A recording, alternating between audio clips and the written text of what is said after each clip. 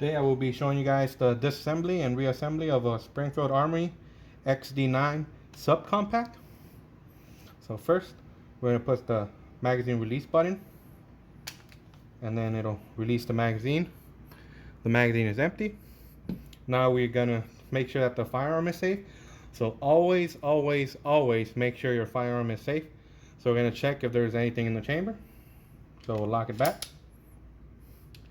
Chamber is empty, as you guys can see. Awesome.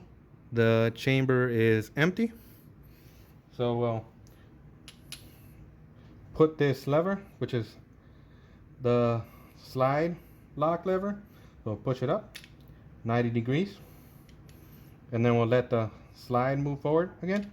So do the release, and then we'll push the thumb safety and the trigger safety so we can release it, and then the slide should be able to move forward. So there it is. So here's the frame. And move the spring, chamber, and the slide. And this is all you guys need to do to disassemble your firearm so you guys can clean it. Now we're gonna reassemble it back. So we'll do everything back in reverse.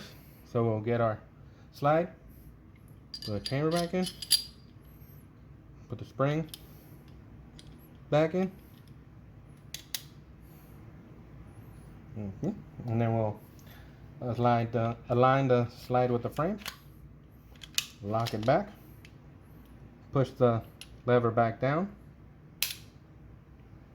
release the slide, rack it a few times, make sure it's functioning properly, and then put your magazine back in, and that is the reassembly of it.